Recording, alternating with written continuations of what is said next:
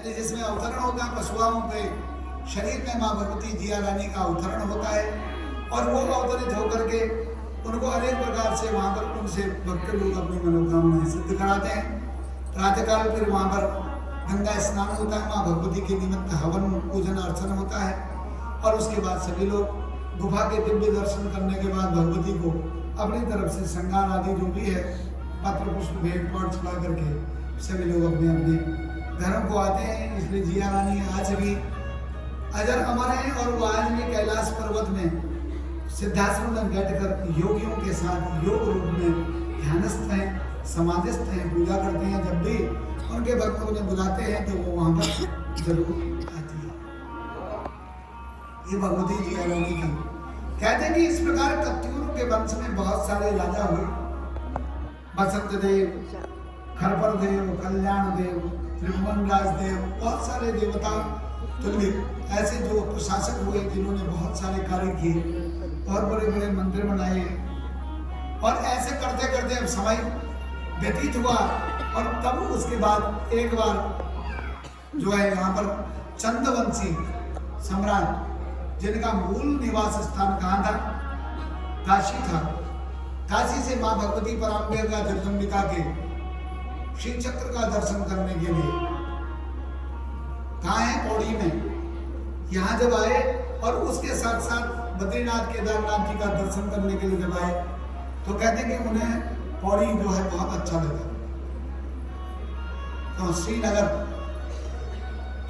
जिसका नाम ही श्रीनगर है, श्री का नगर, क्यों, तो उन्हें बहुत अच्छा लगा तो उन्होंने वहां रहने की इच्छा जाहिर की। अब ऐसे कैसे रहने दिया जाएगा, जैसे कौन आया क्या आया, तब उनका परिचय दिया गया, कौन है, कैसे हैं, कहाँ से आए हैं, क्या हुआ है। तो तब उस समय उन्होंने ये सोचा उन्होंने कि अब हम लोगों के वंश में लोग ज्यादा रहे नहीं और जो योगी थे, सिद्ध थे, वो सब सिद्धाश्रम जा चुके थे, अपने दिव्य रूप में जा चुके थे। अब संसार के सामान्य लोगों का जीवन जब आ रहा है तो इसलिए हमें क्या करना चाहिए, अपने इस राज्य को हमें जिंदगी भर बनाने में थोड़ी रहेंगे, क्योंकि आज का मनुष्य तो मरने के समय तक भी काम करते रह रहे हैं। परंतु पुराने समय में लोग क्या करते थे, अपना आखिरी समय भगवान को देते थे। क्यों, 25 साल तक अपना अध्यात्म करते थे, 25 साल से 50 साल तक अपना जो है क्या करते थे, गृहस्थ जीवन व्यतीत करते थे और फिर 50 से 75 के बीच में जो है सत्संग, ज्ञान, अर्चन, वर्धन ये सब करते थे और उसके बाद जब चौथी अवस्था आती थी तो फिर एकांत में वनगमन करते थे।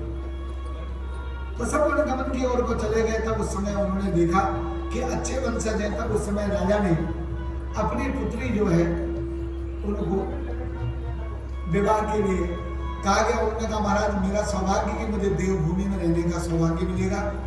उनकी कन्या के साथ विवाह किया गया।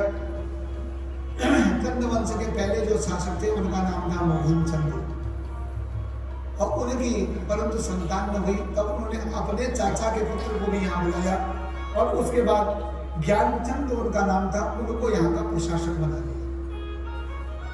उस दिन से फिर यहाँ पर कौन सा वंश शुरू हुआ, चंद्रवंश का, जो कौन थे, उनके सामंत थे।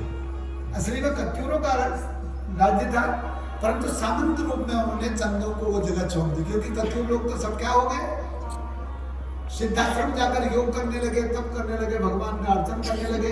बोले जब कोई इमरजेंसी होगी तभी आएंगे, बाकी तुम लोग राज्य करो। ऐसे ही करते करते चंद्रवंश की यहाँ पर नींव पड़ गई।